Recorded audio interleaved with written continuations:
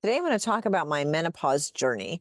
To preface this, I went through 7 infertility surgeries. They were day surgeries. I was maxed out on Clomid and Provera. That process took about 10 months. I did become pregnant 7 times. I gave birth 4 times and I lost 3 babies, including twins at 16 weeks, which ended up in a D&C, a hysterectomy, and then a life-saving surgery. After the hysterectomy, I weighed my heaviest, including when I was pregnant, and it was physically and emotionally a very challenging thing to get through. I ended up going back to the gym, and my trainer recommended I do fitness competitions, which were fun, but never really something that I had planned on doing. It did help me set a goal and really help me work through the miscarriages, especially that last one. I had the hysterectomy when I was 33 years old. Fast forward to me being 48 years old, still looking and feeling like my normal self. I was always physically active and ate well.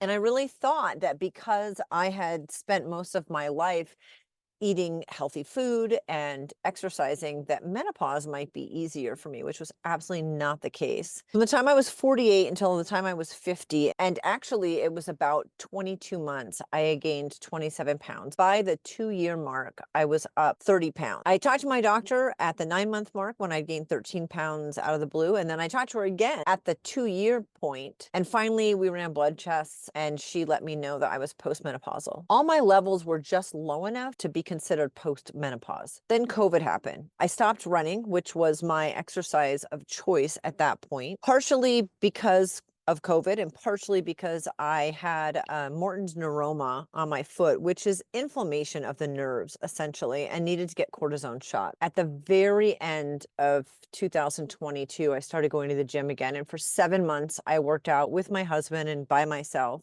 On July 4th, 2023, I started working out with my daughter and her husband at a bigger gym. My son-in-law started to train me.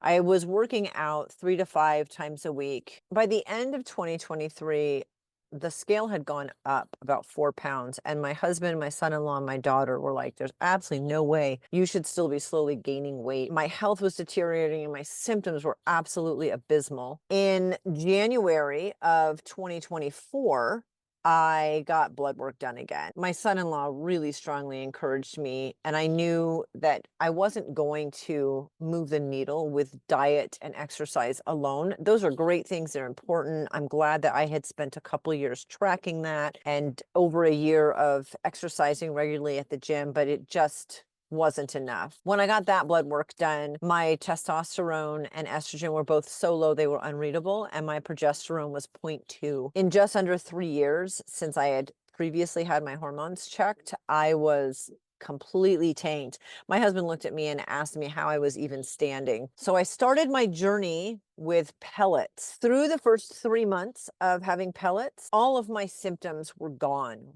Most of them within the first 2 weeks, all of them by 6 weeks in. And at 6 weeks, I had lost an inch off my waist, my hips, and my thighs. At the end of the 12 weeks, I had lost 2 inches off my waist, an inch and a half off my hips, and an inch off of my thighs.